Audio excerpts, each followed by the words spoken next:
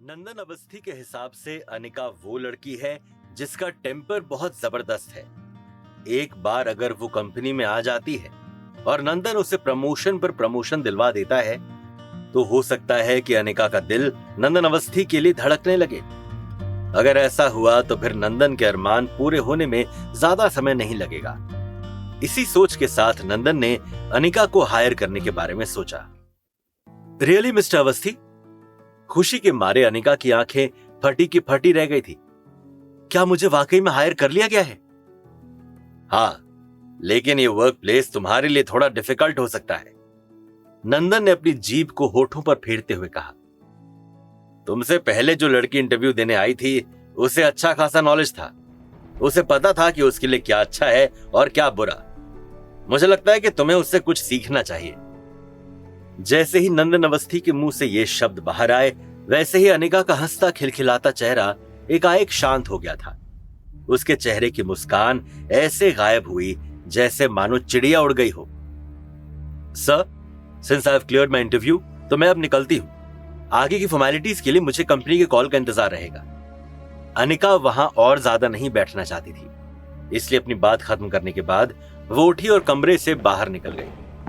Interview room से बाहर आते ही अनिका के कदम कंपनी से बाहर की तरफ बढ़े। हालांकि नक्श भी वहां मौजूद था, लेकिन वो अनिका के सामने नहीं आया था।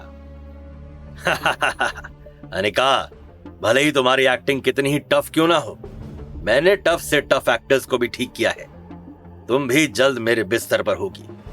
तुम्हें भी बहुत जल्द पता चलेगा कि मैं कितना पावरफुल हूं।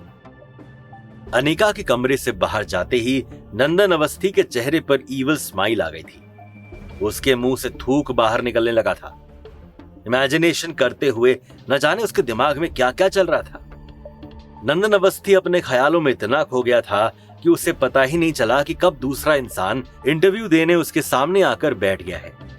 लेकिन तभी अचानक से एक जोरदार आवाज आई और इंटरव्यू रूम का दरवाजा तोड़ते हुए नक्श अंदर आया। नक्श की किक से दरवाजा टूटकर लटक गया था। तुम कौन हो? एकाएक नंदन अवस्थी ने अपने होश संभाले और जोर से चिल्लाया। इस तरह अंदर आने की तुम्हारी हिम्मत भी कैसे हुई? टेबल पर जोर से अपना हाथ मारते हुए नंदन ने नक्श की तरफ उंगली करते हुए कहा। अनफॉर्चुनेटली नक्श ने नंदन अवस्थी को बात करने का कोई मौका तक नहीं दिया और तुरंत ही उसके चेहरे पर थप्पड़ की बरसात करनी शुरू कर दी। हालांकि नक्श ज्यादा फोर्स का इस्तेमाल नहीं कर रहा था, लेकिन वो मोटू नक्श की ताकत को झेल नहीं पा रहा था। नंदन अवस्थी, जिसका वजन करीब 120 किलो था, वो नक्श के थप्पड़ खाकर पूरी तरह से हिल गया था। उसका सर चकराने लगा था। नक्श ने उसके आगे के दांत भी तोड़ दिए थे और उसका सूजा हुआ चेहरा बिल्कुल मोतीचूर के लड्डू की तरह लग रहा था। जैसे ही वो नीचे बैठा वैसे ही उसके मुंह के कोने से खून भी निकलने लगा था। यह नजारा देखकर जो लड़का इंटरव्यू देने आया था उसके तोते उड़ गए थे। वो लड़का इस प्रॉब्लम में भागीदार नहीं बनना चाहता था, इसलिए जैसे तैसे अपना थूक गले से नीचे उतार कर वो इंटरव्यू रूम से 9-2-11 हो गया। नक्श को उस लड़के से कोई मतलब नहीं था, इसलिए उसने उसे जाने दिया। लेकिन तुरंत ही उसने नंदन अवस्थी के बाल पकड़कर उसे जमीन से उठाते हुए सीधा खड़ा करने की कोशिश की। मेरे पास तुम्हारे जैसे घटिया इंसान से बात करने का बिल्कुल टाइम नहीं है। जल्दी से अपने सीईओ को यहां बुलाओ, वरना मार मार कर तुम्हारा कीमा बना दूंगा। नक्श ने सीधे मुद्दे की बात की। अपनी बात खत्म करने के बाद नक्श ने उस मोटे को फिर से जमीन पर पटक दिया और आराम से सोफे पर जाकर क्रॉस लेग्स करके बैठ गया। यह सब बहुत अचानक से हुआ। नंदन अवस्थी बहुत डरा हुआ था। उसने तुरंत ही अपना फोन बाहर निकाला और सीईओ को कॉल लगाया। सीईओ को पूरी सिचुएशन एक्सप्लेन करने के बाद नंदन अवस्थी किसी मरे हुए सुअर की तरफ पड़ा रहा। नक्श को देखने की उसकी हिम्मत भी नहीं हो रही थी। 10 मिनट से भी कम समय में ब्लू वाटर कंपनी का सीईओ भागते हुए वहां पहुंचा। आखिर ये सब क्या चल रहा है? मिस्टर अवस्थी, आपका यह हाल किसने किया? दिग्विजय सिंह ने शॉक्ड होते हुए पूछा। नंदन अवस्थी के मुंह से कुछ बोला तक नहीं जा रहा था। तुरंत ही उसने अपना सर हिलाया और कांपते हाथों से नक्श की तरफ इशारा किया। सर, आप कौन है? दिग्विजय सिंह का चेहरा और भी ज्यादा सीरियस हो गया था। क्या तुम इस कंपनी के सीईओ हो? नक्श ने अपनी आंखें उठाते हुए कहा। चलो हम लोग आराम से बैठकर बात करते हैं। वैसे भी मुझे इस कंपनी से कीमत चाहिए, और वो मैं लेकर रहूंगा। नक्श की बात सुनकर दिग्विजय सिंह फिर से शॉक्ड हो गया था। हालांकि ब्लू वाटर कंपनी इतनी बड़ी नहीं थी, लेकिन उनके फ्यूचर एस्पेक्ट्स बहुत ही अच्छे थे। लेकिन सही मायनों में देखा जाए तो सीईओ को अपनी कंपनी बेचने का कोई इरादा नहीं था। जैसे ही दिग्विजय सिंह अपने सेंसेस में लौटा, वैसे ही वो जोर जोर से हंसते हुए बोला, सर, हालांकि मुझे नहीं पता कि आप कौन हैं, लेकिन क्या आपको पता है कि आप क्या सवाल पूछ रहे हैं? मेरी कंपनी की असली कीमत 230 करोड़ रुपए है। क्या आप मेरी कंपनी को खरीद सकते हैं? अपनी बात खत्म करने के बाद दिग्विजय नक्श को घूर रहा था। हालांकि नक्श ने आज बहुत ही सिंपल कपड़े पहने थे, लेकिन दिग्विजय को इसका कोई मलाल नहीं था। वो बहुत अच्छे से जानता था कि आजकल कई सारे लोग हैं जो सूअर की यूनिफॉर्म पहनकर शेर का शिकार करने निकलते हैं। इसलिए जल्दबाजी करते हुए वो किसी बड़े आदमी को ऑफेंड करने की गलती नहीं करना चाहता था। मुझे इससे कोई फर्क नहीं पड़ता कि तुम्हारी कंपनी का वर्थ क्या है। बस मुझे इतना बताओ कि क्या तुम अपनी कंपनी बेचना चाहते हो या नहीं। बाकी की बकवास अपने पास रखो। अपनी बात खत्म करने के बाद नक्श ने तुरंत ही अपना फोन बाहर निकाला और एक वीडियो कॉलिंग ऐप खोलते हुए ग्रुप वीडियो कॉल किया। कॉल इनिशिएट करने के बाद नक्श ने अपना फोन टेबल पर रख दिया था। कुछ सेकंड्स तक रिंग होने के बाद सूरत शहर के सबसे पावरफुल और इन्फ्लुएंशियल लोगों ने उस कॉल को अटेंड किया। उस लिस्ट में होटल प्राइम स्टार का owner Kartik Patel, Badani group of companies की मालकिन हिमानी शाह, बॉडीगार्ड एजेंसी का owner Ravish, the world hotel की general manager Prachi, Bhanushali group से सेक्रेटरी नदिता और आकाश शामिल थे। हालांकि दिग्विजय सिंह उनमें से सभी को जानता था, बस उसे कभी किसी से मिलने का मौका नहीं मिल पाया था। नक्श के बाद सूरत शहर में अगर किसी का जलवा था तो वो सभी लोग इस समय वीडियो कॉल पर नजर आ रहे थे। Mister Kartik, miss Prachi, miss Himani. जब नक्श ने कॉल इनिशिएट किया तब दिग्विजय ने बिना कुछ सोचे समझे नक्श का फोन हाथ में उठा लिया था, ये सोचकर कि उससे बड़ी तोप कौन हो सकता है। लेकिन सूरत के धुरंधरों को एक साथ देखने के बाद उसने वो फोन तुरंत ही टेबल पर रख दिया। उसे कुछ समझ नहीं आ रहा था कि वो क्या करे। एकाएक उसका पैनिक मोड शुरू हो गया था। दिग्विजय, मुझे नहीं पता था कि तुम इतने बोल्ड हो। तुम्हारी हिम्मत भी कैसे हुई मिस्टर नक्श को नाखुश करने की? रवीश अपनी बॉडीगार्ड एजेंसी में बैठा था और कुछ डॉक्यूमेंट्स वेरीफाई कर रहा था, लेकिन तभी अचानक से नक्श का कॉल आया और उसने उठाया। नहीं उठाने का तो सवाल ही पैदा नहीं होता, राइट? मुझे लगता है कि तुम कुछ एक्साइटिंग तलाश कर रहे हो, क्योंकि तुम्हें लगता है कि तुम बहुत अच्छा कर रहे हो। कार्तिक पटेल ने अपना मुंह पोंछते हुए कहा। मिस्टर नक्श ने हमें बताया कि उन्होंने क्यों कॉल किया है। मिस्टर दिग्विजय, क्या आप हमें आपकी कीमत बता सकते हैं? मैं जल्दी से किसी को आपकी कंपनी भेजकर कॉन्ट्रैक्ट साइन करवा देती हूँ। प्राची ने भी अपना मुंह खोलते हुए कहा, हमारा भानुशाली ग्रुप मार्केट की प्राइसेस अच्छे से चेक करेगा और आपको अच्छे से अच्छा इवैल्यूएशन देगा। परेशान मत होइए, हम आपको 1 रुपया भी कम नहीं देंगे। सेक्रेटरी नंदिता ने एक डॉक्यूमेंट पर अपने साइन करते हुए कहा। ये सब सुनकर दिग्विजय सिंह के होश पूरी तरह से ठिकाने आ गए थे।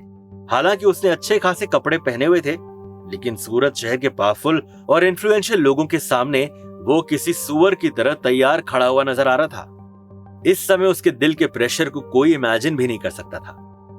मैं आप सभी लोगों से रिक्वेस्ट करता हूं कि मुझे थोड़ा समय दीजिए, और सबसे पहले तो मुझे ये बताइए कि आप लोग मेरी कंपनी को क्यों खरीदना चाहते हैं? कहीं ऐसा तो नहीं कि आपको मेरी कंपनी के फ्यूचर प्रोस्पेक्ट्स पसंद आ गए हैं? दिग्विजय सिंह ने अपने माथे से पसीना पोंछा और थोड़ा हिचकिचाते हुए कहा। भगवान ही जानता है कि अपने मुंह से इन शब्दों को बाहर निकालते समय उसके अंदर ताकत कहां से आई होगी। अपनी गर्मी संभाल के रख दिग्विजय, तेरी कंपनी का उतना प्रॉफिट भी नहीं है जितना मेरा बार मेरे नाम से कमा लेता है। आकाश ने रेड वाइन का एक सिप लेते हुए कहा। मिस्टर नक्श तेरी कंपनी खरीदना चाहते हैं और हम बस उसकी कीमत तय करने के लिए बैठे हैं। ये सब हम मिस्टर नक्श के इंटरेस्ट के लिए कर रहे हैं। बाकी तुम खुद बहुत समझदार हो दिग्विजय, सोचो कि ये सब क्यों हो रहा है। रवीश ने चाय का कप उठाया और आखिरी सिप लेते हुए उसे टेबल पर रख दिया। ये सब सुनकर दिग्विजय के हाथ पैर कांपने लगे थे। उसे समझ नहीं आ रहा था कि वो अचानक से इतनी सारी खतरनाक एनर्जीज का सामना कैसे करे, और ये भी समझ नहीं आ रहा था कि उसकी कंपनी में ऐसा क्या खास है जो सारे सूरत के धुरंधर एक इशारे पर कंपनी की कीमत तय करने आ गए। सूरत शहर का सबसे पावरफुल और इन्फ्लुएंशियल इंसान ब्लू वाटर कंपनी इसलिए खरीदना चाहता है क्योंकि उसे उसमें इंटरेस्ट है। लाइक रियली, क्या ये पॉसिबल है? ये सारे सवाल इस समय दिग्विजय के दिमाग में भी घूम रहे थे। ऑलराइट, मुझे तुमसे और बात नहीं करनी है। जल्दी ही मैं एक इंसान को तुम्हारी कंपनी भेज रहा हूं जो स्पेसिफिक डिटेल्स पर बात करेगा। रही शेयर्स की बात, तो जल्दी से जल्दी तुम्हारी कंपनी का 90% शेयर्स नक्श के नाम हो जाने चाहिए। कार्तिक को लग रहा था कि दिग्विजय से और ज्यादा बात करना समय बर्बाद करना होगा। ऑलराइट, मुझे भी एक मीटिंग के लिए जाना है। ये बोलते हुए सेक्रेटरी नंदिता ने भी कॉल कट कर दिया। धीरे धीरे सभी ने कॉल कट कर दिया था क्योंकि कार्तिक पटेल ऑलरेडी अपना फरमान सुना चुका था। कॉल कट होने के बाद दिग्विजय सिंह ने तुरंत ही नक्श की ओर देखा। उसके चेहरे पर एक फ्लैटरिंग स्माइल आ गई थी।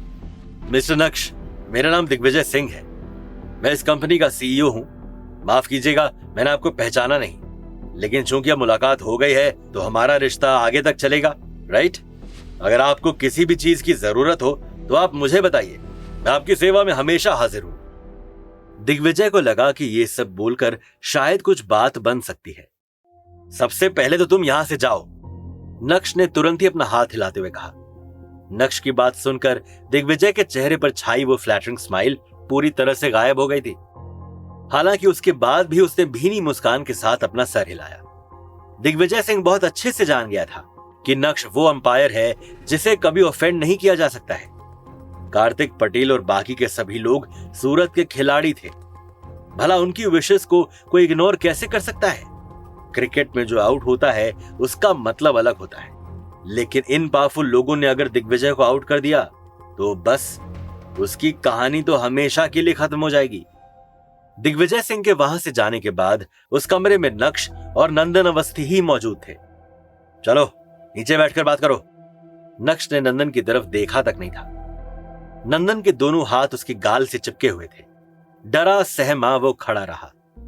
भले ही नक्श ने उसे नीचे बैठने के लिए कहा था, लेकिन उसके बाद भी उसकी बैठने की हिम्मत नहीं हो रही थी। एक जवान लड़के को उसका बॉस बनने में 10 मिनट से कम समय लगा था। क्या तुम जानते हो कि मैंने तुम्हें क्यों मारा? नक्श ने अपना हाथ टेबल पर मारा और कड़क अंदाज में पूछा। नंदन अवस्थी ने धीरे से अपना सर हिलाया। अनिका जावेरी मेरी बीवी है, सिंपल अंदाज में नक्श ने कहा। दूसरी तरफ समुद्र किनारे आइलैंड पर ब्लैक फाउंडेशन में जश्न का माहौल था। सील तोड़ते हुए ब्लैक फाउंडेशन ने गुड ग्रुप्स के एलिट्स को मार दिया था और समुद्र के रास्ते वो लोग आगे बढ़ रहे थे। समुद्र में छोटी मोटी झड़प भी चल रही थी, लेकिन ब्लैक फाउंडेशन को रोकना नेक्स्ट टू इम्पॉसिबल था। अगर वो इसी तरह आगे बढ़ते रहे तो कुछ ही दिनों में सूरत पहुंच जाएंगे। लेकिन जॉनथन पोरवाल अपनी पहली कामयाबी से बिल्कुल भी खुश नहीं थे। उनके दिमाग में तरह तरह की बातें घूम रही थी। शार्दुल, मुझे यकीन नहीं होता कि तुम एक लड़की के लिए अपने बाप से बगावत भी कर सकते हो, लेकिन तुम भी एक बात अच्छे से समझ लो, ये मिशन ब्लैक फाउंडेशन का है और इस मिशन के बीच में जो कोई भी आएगा उसे अपनी जान की कीमत चुकानी होगी, फिर भले ही वो तुम ही क्यों ना हो। अगर तुम उस लड़की के लिए हमारे मिशन की प्लानिंग बदल सकते हो तो क्या मैं हमारे मिशन के लिए तुम्हारी प्लानिंग नहीं बदल सकता? तुम्हें एतराज नहीं होना चाहिए था, लेकिन तुम्हारी आंखों में मुझे वो देखने को मिला जिससे साफ पता चलता है कि अब हमारे रिश्तों में दरार आ गई है। खैर, इस मिशन के लिए एक बेटे को अपने बाप से दूर भी होना पड़े तो मुझे कोई हर्ज नहीं है, लेकिन मैं तुम्हारे इरादों को कभी कामयाब नहीं होने दूंगा। एकाएक जॉनथन पोरवाल का चेहरा पूरी तरह से लाल पड़ गया था। क्या होगा अब नंदन अवस्थी के सपनों का? वैसे क्या नक्श नंदन को इतनी आसानी से जाने देगा? क्या नक्श दिग्विजय को माफ कर सकता है? नक्श उसकी कंपनी में इन्वेस्टमेंट क्यों करना चाहता है? क्या है उसके पीछे का